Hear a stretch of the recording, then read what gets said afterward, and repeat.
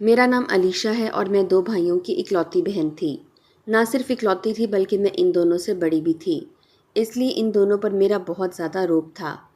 جب سے امی کا انتقال ہوا تھا تو میں نے ان دونوں کو سنبھالا تھا، اس لیے وہ میری بہت زیادہ عزت کرتے تھے اور میں جو بات بھی کہتی ان کے لیے حرف آخر ہوتی۔ امی کے بعد ابو بھی ہر کام مجھ سے مشورہ کر کے کرتے تھے، یہی وجہ تھی کہ میرے اندر غرور آ گیا تھا۔ مجھے لگتا تھا کہ میں ہی سب کچھ ہوں، میرے بغیر میرے بھائیوں کا، میرے باپ کا گزارا نہیں ہے۔ ان تینوں نے بھی مجھے اتنی زیادہ عزت اور مقام دے دیا تھا کہ میں ہواؤں میں اڑنے لگی تھی۔ جیسے جیسے وقت گزرتا گیا پورے گھر پر میرا کنٹرول ہوتا گیا۔ میرے بھائی کاشف اور محمود کون سے اسکول میں پڑھیں گے، کون سی اکیڈمی سے ٹیوشن لیں گے، کون سے کپڑے پہنیں گے، کہاں جائیں گے، کیا کریں گے، کب کھیلیں گے، کب گھر آئیں گے، یہ سب میں ہی ڈیسائیڈ کرتی تھی اور میری بات ماننا ان دونوں پر فرض ہوتا تھا۔ ابا بھی مہینے بھر کی تنخواہ لا کر میرے ہاتھ پر رکھ دیتے تھے، میں اس کو جس طرح بھی استعمال کرتی میری مرضی تھی۔ صاف لفظوں میں کہا جائے تو میں اس گھر کی کرتا دھرتا تھی، جس کے ہاتھ میں سارے گھر کا نظام اور ان تینوں کی ڈوریاں تھیں، جسے میں جیسے کھینچ دیتی وہ اسی طرف چلے جاتے۔ میرے ابا کہا کرتے تھے کہ میری بیٹی تو بڑی ہی سمجھدار اور رشتوں کو سنبھالنے والی ہے۔ جیسے جیسے وقت گزرتا گیا میرے اندر غرور آتا گیا۔ میں نہ صرف اپنے گھر میں بلکہ باہر بھی لوگوں پر روب جمانے لگی۔ پورے خاندان کے لوگ مجھ سے بات کرنے سے پہلے 100 بار سوچتے تھے۔ میری شخصیت ہی کچھ ایسی بن گئی تھی۔ میرے بھائیوں اور میری عمر میں کوئی زیادہ اتنا فرق نہیں تھا، لیکن جب ماں مر جائے تو بڑی بہن ماں کی جگہ ہو جاتی ہے، اسی لیے وہ مجھے اپنا سب کچھ مانتے تھے۔ میں جب 25 سال کی ہوئی تو میرے ابا نے میری شادی کرنے کا فیصلہ کیا، لیکن میں نے صاف الفاظ میں ابا کو کہہ دیا کہ جب تک میں اپنے دونوں بھائیوں کی شادیاں نہیں کروا دیتی میں شادی نہیں کروں گی۔ ابا نے میرے لیے 1-2 رشتے دیکھے بھی، کیونکہ وہ باپ تھے اور پریشان ہوتے تھے کہ اگر میری عمر گزر گئی تو مجھے کوئی رشتہ نہیں ملے گا، لیکن مجھے اس چیز کی کوئی بھی پرواہ نہیں تھی۔ میں پہلے اپنے بھائیوں کی شادی کروانا چاہتی تھی اور وہ بھی اپنی مرضی سے۔ میں نہیں چاہتی تھی کہ میرے بھائی اپنی مرضی سے کوئی لڑکی اس گھر میں لائیں، اسی لیے جب دونوں کو یونیورسٹی میں داخلہ دلوایا تو میں نے صاف الفاظ میں کہہ دیا کہ یونیورسٹی صرف پڑھنے جانا ہے، رشتہ میں تم لوگوں کے لیے خود دیکھوں گی، اس لیے کسی لڑکی کو پسند کرنے کی غلطی مت کرنا۔ مجھے اپنے بھائیوں پر بہت زیادہ بھروسہ تھا کہ وہ میری بات کو ہرگز نہیں ٹالیں گے، اور ہوا بھی ایسا ہی تھا۔ جب وہ دونوں ڈگری لے کر یونیورسٹی سے نکلے تو دونوں ہی کسی لڑکی کو پسند کر کے نہیں نکلے تھے۔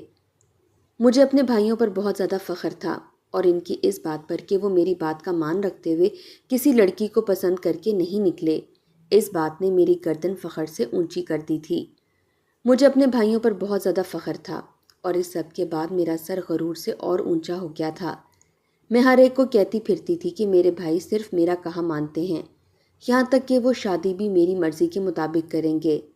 کاشف اور محمود دونوں کی ڈگریاں مکمل ہوئیں تو کاشف کو نوکری مل گئی، جبکہ محمود کو ابھی نوکری نہیں ملی تھی، اس لیے میں نے کاشف کا رشتہ ڈھونڈنا شروع کر دیا۔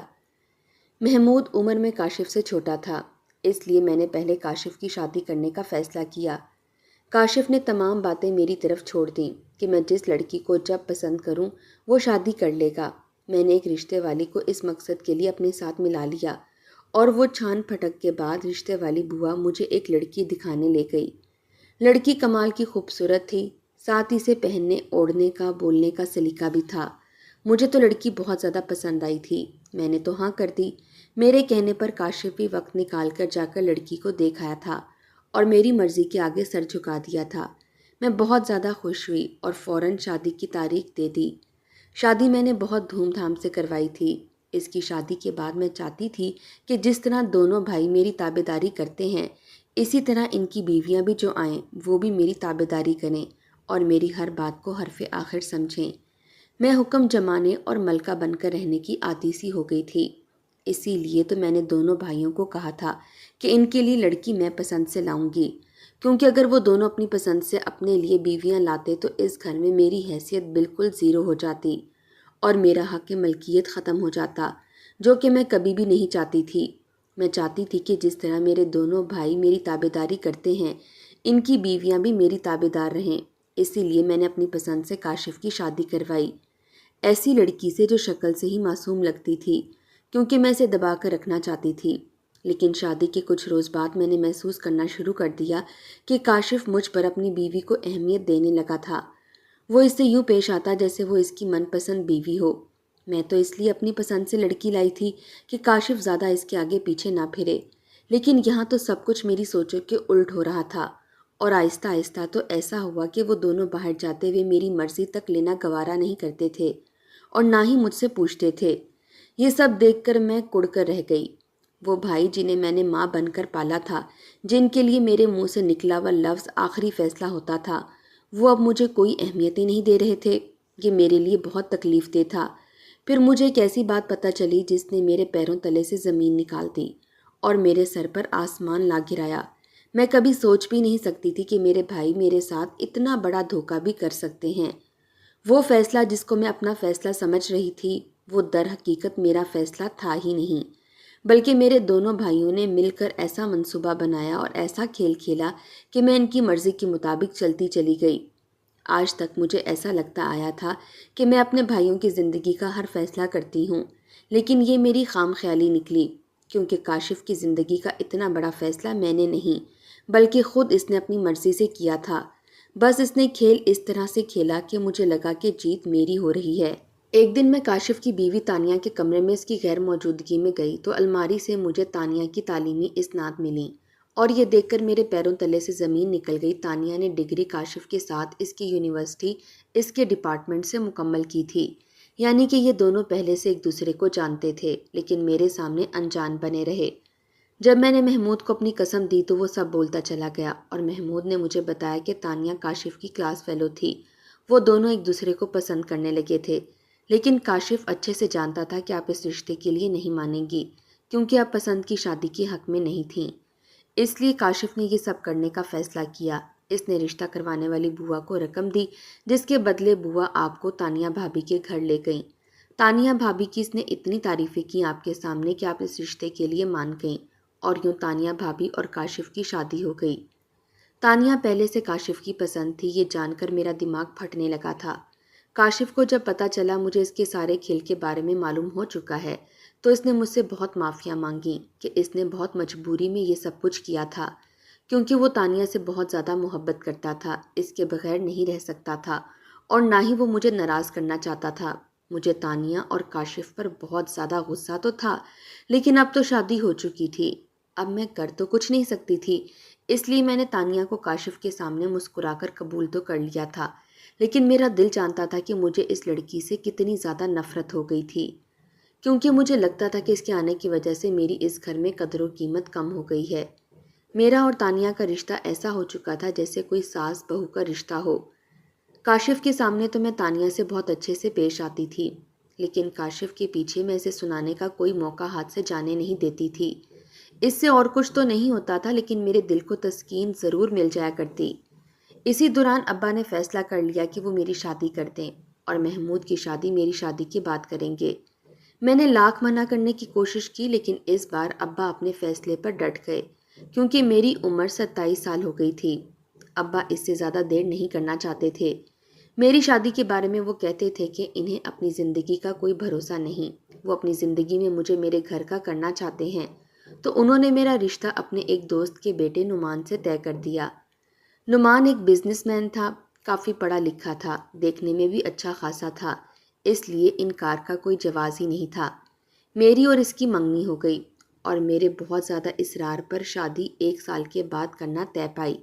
میں نے 1 سال کا وقت اس لیے مانگا تھا کیونکہ میں محمود کی منگنی جلد سے جلد اپنی مرضی کی کسی لڑکی سے کرنا چاہتی تھی، اور اس 1 سال میں تانیہ کا جینا حرام کرنا چاہتی تھی، تاکہ اسے پتہ چل جائے کہ اس نے کس کے ساتھ دھوکے اور فریب کا کھیل کھیلا تھا۔ لیکن اچانک کچھ ایسا ہوا جس نے میرے تمام منصوبوں پر نہ صرف پانی پھیرا، بلکہ مجھ سے میرے سوچنے سمجھنے کی طاقت تک جیسے چھین کے رکھ دی، اور میں مفلوج ہو گئی۔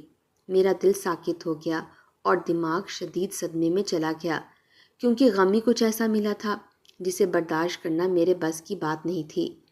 میں بہن سے زیادہ ایک ماں تھی۔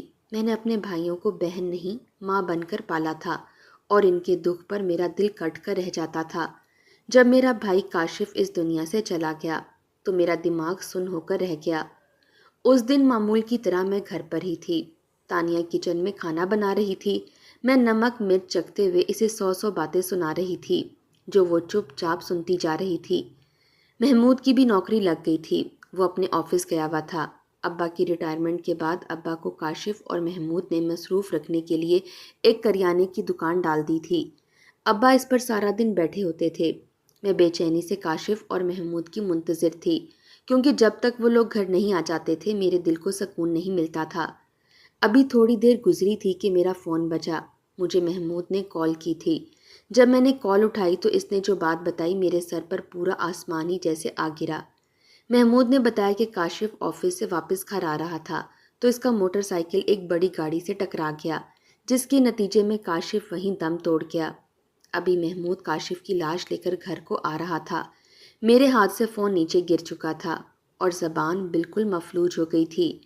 थोड़ी ही देर में हमारा घर मातम कदा बन चुका था। काशिफ का जनाजा लाकर सहन में रखा गया तो हर तरफ चीखो पुकार होने लगी। मैं चुपचाप सबको देखे जा रही थी। तानिया चिल्लाती हुई पलट पलट कर काशिफ के जनाजे के पास जा रही थी। अब्बा और महमूद फूट फूट कर रो रहे थे। हमने कभी सोचा भी नहीं था कि हम पर ऐसा वक्त भी आएगा। मैंने जिस भाई को अपनी औलाद की तरह पाला था, आज वो मुर्दा हालत में मेरे सामने पड़ा था। मेरे लिए इससे बड़ा गम क्या हो सकता था। काशिफ को दफना दिया गया।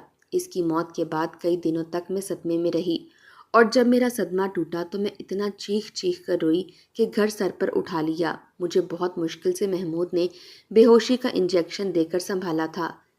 मैं पूरी तरह से होश में आई तो देखा कि तानिया के माँ बाप इसे लेने आए हैं। इसके माँ बाप का कहना था कि काशिफ तो अब मर चुका है और कोई जवाज़ नहीं बनता तानिया के वहाँ रहने का। लेकिन मैं तानिया को इतनी आसानी से वहाँ से जाने नहीं दे सकती थी। वो जिसकी वजह से आई थी वो मर चुका था, हमेशा के लिए जा चुका था। तो तानिया क्यों यहाँ से जाकर किसी और के साथ शादी करके खुश रहती। मैं इसे सारी उम्र यहीं रखना चाहती थी ताकि वो यहीं पर अपनी गलती पर सड़ती रहे और हमेशा काशिफ को याद करती रहे। मैंने हमेशा की तरह अपना फैसला सुना दिया कि तानिया कहीं नहीं जाएगी। वो मेरे भाई की बीवी है और अभी भी मेरे भाई की बनकर इस घर में रहेगी। बस फ़र्क सिर्फ ये है कि पहले वो काशिफ की बीवी थी, अब इसे महमूद की बीवी बना दिया जाएगा। अब्बा और तानिया के अम्मा अब्बा को मेरे इस फैसले से कोई एतराज़ नहीं था, लेकिन महमूद और तानिया को बहुत ज़्यादा एतराज़ था। तानिया ने साफ इनकार कर दिया कि वो अब किसी से भी शादी नहीं करना चाहती और महमूद भी किसी सूरत तानिया से शादी नहीं करना चाहता था, लेकिन मेरे कहने पर वो मान गया था। तानिया को भी इसके माँ बाप ने मना लिया। यूँ तानिया की शादी महमूद से हो गई। तानिया और महमूद की शादी करवाने के पीछे मेरा मकसद यही था कि महमूद भी काशिफ की तरह अपनी पसंद की लड़की ना लाकर मेरे सर पर सवार कर दे और तानिया को महमूद की बीवी बनकर घुट घुट कर जीते और मरते देखकर मुझे अंदर से सुकून मिल रहा था। कुछ अरसे के बाद मेरी भी शादी हो गई तो मैं अपने घर रुखसत होकर आ गई। मेरा शौहर बहुत अच्छा और नहायत सुलझा हुआ इंसान था। मैं अक्सर इससे बदतमीज़ी कर जाती, लेकिन वो मेरी बदतमीज़ियों को भी बड़े आराम से झेलता था और मुझे मेरे तमाम हकूक़ दिए थे। मैं जिस तरह अपने बाप के घर में राज करती थी, इसी तरह मैं इसके घर में भी करती थी। नुमान की माँ तो काफ़ी अर्सा पहले ही मर चुकी थी। सिर्फ एक बाप था जो काफ़ी मैच्योर और आज़ाद ख्याल था। इसने शादी के बाद मुझे और नुमान को अलग घर ले दिया और वहाँ मुंतकिल कर दिया। खुद वो अलग घर में अकेला ही रहता था। मैंने खुदा का शुक्र अदा किया कि मुझे छोटी सी और अच्छी फैमिली मिल गई थी। शादी के बाद मैं काफ़ी अरसे तक अपने अब्बू के घर नहीं जा सकी, क्योंकि पहले तो दावतें वगैरह होती रहीं। फिर मैं और नुमान घूमने के लिए दूसरे मुल्क चले गए। जब मैं वापस आई तो वक्त निकाल कर मैं अब्बू के घर जाने का फ़ैसला करने लगी, क्योंकि मैं तानिया को रोते हुए देखना चाहती थी। इसे रोते हुए देखकर मुझे बहुत खुशी महसूस होती थी। लेकिन जब मैं अब्बू के घर पहुंची तो ये देखकर मेरी आंखें फटी की फटी रह गईं कि जिस तानिया को मैं रोता धोता छोड़कर गई थी, अब वो तो बड़ी मुतमईन लग रही थी। और एक दिन अब्बू के घर रहने के बाद मुझे अंदाज़ा हो गया कि वो और महमूद एक दूसरे के रिश्ते को कबूल कर चुके हैं और एक दूसरे के साथ अब काफ़ी मुतमईन नज़र आ रहे हैं। ये देखकर मुझे बड़ा गुस्सा आया। मैं बिल्कुल भी ये उम्मीद नहीं कर रही थी कि महमूद एक बेवा के साथ अपनी ज़िंदगी में आगे बढ़ जाएगा। मैंने उसी दिन फैसला कर लिया कि मैं तानिया को महमूद के साथ खुश नहीं रहने दूंगी। किसी भी औरत को इसके मर्द की ज़िंदगी से निकालना कोई मुश्किल काम नहीं था। मर्द के दिल में एक शक का बीज बो दो, इसके बाद सब कुछ आसान हो जाता है। मैंने बातों बातों में महमूद के कानों में ये बात डाल दी कि तानिया के नंबर पर बार बार किसी की कॉल्स आ रही हैं, जो देखकर तानिया घबरा जाती है। محمود مرد تھا، دل میں تھوڑا سا شک تو آ ہی سکتا تھا۔ اور پھر جب میں ابو کے گھر سے جانے لگی تو میں نے ایک پڑوسی لڑکے کو کچھ پیسے دے کر اسے اپنے کھیل میں شامل کر لیا۔ جس دن میں ابو کے گھر سے واپس آئی تو اگلے ہی دن مجھے ابو کی کال آئی۔ وہ بہت زیادہ پریشان تھے اور جب ابو نے بتایا تو میری خوشی کا کوئی ٹھکانہ نہ رہا۔ ابو نے مجھے بتایا کہ رات کو تانیہ اور محمود کی بہت زیادہ لڑائی ہوئی اور لڑائی یہاں تک جا پہنچی کہ محمود نے کھڑے کھڑے تانیہ کو طلاق دے دی۔ صبح ہی صبح تانیہ کے ماں باپ آئے اور اسے اپنے ساتھ لے گئے۔ تانیہ کا یہ انجام ہوتا دیکھ کر میں بہت زیادہ خوش ہوئی کیونکہ یہ سب میرا منصوبہ تھا۔ میں نہیں آتے ہوئے پڑوس کے لڑکے کو پیسے دے کر شام کے وقت جب تانیہ آنگن میں ہوتی ہے تب خط پھینکنے کے لیے کہا تھا، کیونکہ اسی وقت محمود بھی آتا تھا۔ مجھے پتا تھا کہ وہ خط محمود کے ہاتھ لگ جائے گا اور پھر اسے میری بات ضرور یاد آئے گی۔ مرد تھا، اس کے دل میں جو شک کا بیج میں نے بویا تھا وہ ایک پل میں تناور درخت بن گیا تھا اور یوں اس کا اور تانیہ کا رشتہ ختم ہو گیا۔ میں جھوٹی موٹی تسلی دینے محمود کے پاس گئی تھی، اسے کہا تھا کہ میں تانیہ سے اچھی لڑکی اس کے لیے ڈھونڈ کر لاؤں گا۔ محمود بہت زیادہ ڈسٹرب معلوم ہو رہا تھا، لیکن میں اپنی خوشی میں اس کی پریشانی بھول چکی تھی۔ کچھ دنوں کے بعد ابا کو دل کا دورہ پڑا تو وہ دنیا سے چلے گئے۔ ابا کے جانے کے بعد محمود بالکل اکیلا رہ گیا۔ اس کے لیے ایک رشتہ ڈھونڈا اور محمود کی شادی کرنے کا فیصلہ کیا، لیکن محمود نے صاف انکار کر دیا اور پھر مجھے بنا بتائے وہ ملک چھوڑ کر چلا گیا، کیونکہ وہ جانتا تھا کہ میں زبردستی اس کی شادی کروا دوں گی۔ محمود کے اس طرح سے چلے جانے پر میں اس سے ناراض ہو گئی اور اس کے ساتھ ہمیشہ کے لیے رشتہ ختم کر دیا، کیونکہ مجھے لگتا تھا کہ میں نے اپنے بھائیوں کے لیے بہت زیادہ قربانیاں دی ہیں اور وہ میری چھوٹی چھوٹی باتیں نہیں مان سکتے۔ میں خود کو بہت معصوم اور مظلوم سمجھتی تھی۔ محمود چلا گیا تو میں نے اپنے گھر پر توجہ دینی شروع کر دی۔ وقت پڑ لگا کر اڑتا چلا گیا۔ میری شادی کو 4 سال کا عرصہ گزر گیا، لیکن میرے ہاں کوئی بھی اولاد نہیں ہوئی۔ اب میں ہر وقت اس چیز کو لے کر پریشان رہنے لگی، کیونکہ میں جانتی تھی کہ نعمان کے اندر باپ بننے کی تڑپ دن بدن بڑھتی جا رہی ہے۔ وہ بچوں کو دیکھتا تو ایموشنل ہو جاتا تھا، وہ چاہتا تھا کہ اس کے بھی بچے ہوں، لیکن جانے کیوں خدا میری گود ہری نہیں کر رہا تھا۔ میں نے بہت ڈاکٹروں کو دکھایا، لیکن سب کا یہی کہنا تھا کہ میں ماں نہیں بن سکتی۔ نعمان نے تو میرے بانجھ پن کے ساتھ سمجھوتا کر لیا تھا، لیکن وہ بہت زیادہ پریشان رہتا تھا، کاروبار پر بھی توجہ نہیں دے پا رہا تھا۔ اس لیے میں نے ایک بہت بڑا فیصلہ کیا، ایسا فیصلہ جو کوئی بھی عورت کرتے ہوئے کانپ اٹھتی ہے۔ میں نے فیصلہ کیا کہ میں نعمان کی دوسری شادی کروا دوں گی، جس دن نعمان کو بچہ ہوگا۔ میرا منصوبہ یہ تھا کہ میں کسی بھی آئی گئی لڑکی سے نعمان کی شادی کروا دوں گی اور جیسے ہی بچہ ہوگا میں بچہ لے کر اس لڑکی کو گھر سے نکال دوں گی، پھر میں اور نعمان اور ہمارا بچہ ایک ساتھ رہیں گے۔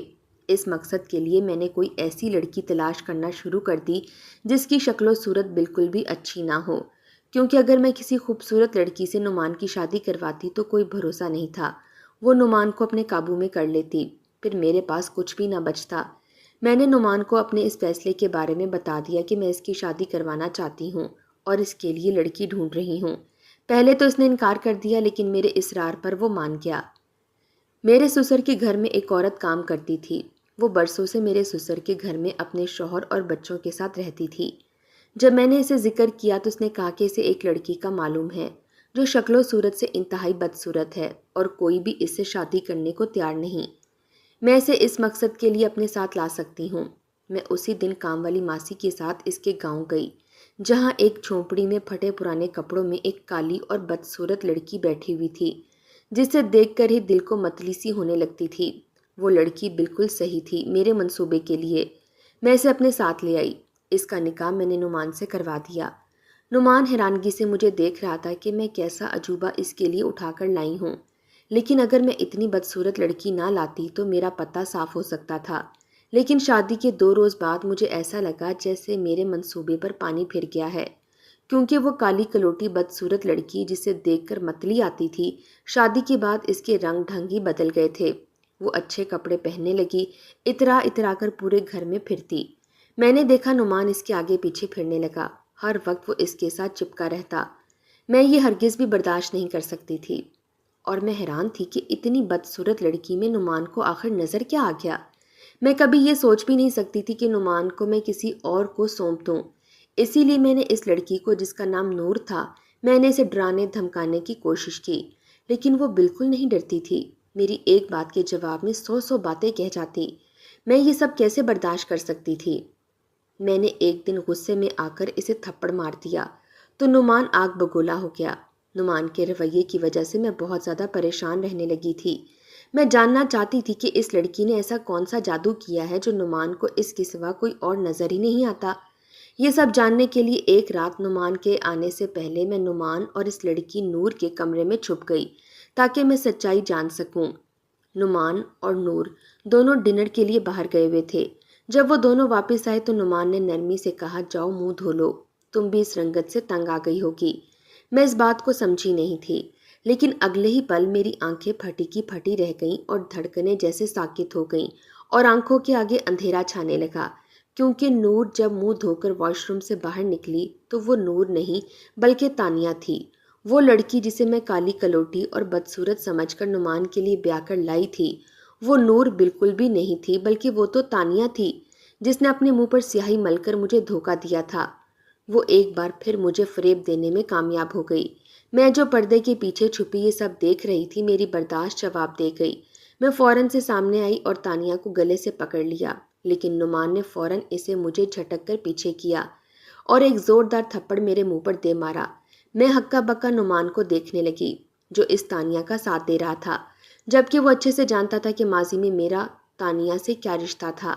میں نے کچھ کہنے کے لیے منہ کھولا ہی تھا کہ نعمان نے میرا بازو پکڑ کر مجھے پہلے کمرے اور پھر گھر سے باہر نکال دیا۔ اس نے نہ صرف مجھے دھکے دے کر گھر سے نکالا بلکہ مجھے اسی پل طلاق بھی دے دی۔ میرے حواس جواب دینے لگے۔ میں نے دیکھا تانیہ سینے پر ہاتھ باندھے کھڑی مسکرا کر میری بربادی کا منظر دیکھ رہی تھی۔ مجھے طلاق دیتے وقت نعمان نے بتایا کہ جب میں اس کے لیے کوئی بدصورت لڑکی تلاش کر رہی تھی نکاح کروانے کے لیے تو تانیہ نعمان کے پاس آئی تھی۔ نعمان کو میرا اصلی اور گندا چہرہ دکھایا تھا کہ کس طرح میں نے اپنی انا کی تسکین کے لیے تانیہ کو برباد کر دیا۔ نعمان نے پہلے تو تانیہ کی بات کا یقین نہیں کیا، مگر جب تانیہ نے ثبوت کے ساتھ بات کی تو اسے مجھ سے نفرت ہو گئی۔ وہ مجھے اسی وقت چھوڑ دینا چاہتا تھا، لیکن پھر تانیہ کے کہنے پر وہ تانیہ کے منصوبے کا حصہ بن گیا۔ تانیہ مجھے برباد ہوتے ہوئے اور تڑپتے ہوئے دیکھنا چاہتی تھی، اسی لیے اس نے نعمان کے ساتھ شادی کرنے کا فیصلہ کیا۔ نعمان کی کام والی نعمان کے منصوبے میں برابر کی شریک تھی۔ اس نے نعمان کے کہنے پر مجھے اپنے گاؤں میں موجود تانیہ عرف نور سے ملوایا تھا۔ تانیہ اپنے منصوبے میں کامیاب ہو چکی تھی اور میں اپنی انا کے ساتھ برباد ہو چکی تھی۔ میرے پاس کچھ بھی نہیں بچا تھا۔ تانیہ نعمان کے بچے کی ماں بننے والی تھی اور اب دونوں ایک دوسرے کے ساتھ ساری زندگی گزارنے والے تھے، اور ایک میں تھی جس نے اپنی ہٹ دھرمی میں سب کچھ کھو دیا تھا۔ میرا ضمیر ایک دم جاگ گیا تھا، مجھے ملامت کرنے لگا۔ میں بے گھر اور بے سہارا ہو چکی تھی، اوپر سے میرے اتنے گناہوں کے بوجھ میرے ساتھ تھے جنہیں اٹھائے رکھنے کی مجھ میں ہمت نہیں تھی۔ میرا دماغ آہستہ آہستہ اپنے حواس کھونے لگا اور میں پچھتاووں میں ڈوبی اپنے سر پر خاک ڈال کر در در کی خاک چھاننے لگی۔ یہی میرا انجام تھا اور یہی مجھ جیسے خود غرضوں کا انجام ہو سکتا تھا۔ میں نے ناگن بن کر اپنوں کو ڈسا تھا، اور سچ میں ہی تو میں ناگن تھی جو اپنے بچے جیسے بھائیوں کی خوشیاں کھا گئی اور اپنا گھر بھی نہیں بچا سکی۔ مجھ جیسی کے لیے زمانے کی خاک ہی تھی جو اب ساری عمر پاگلوں کی طرح چھاننی تھی۔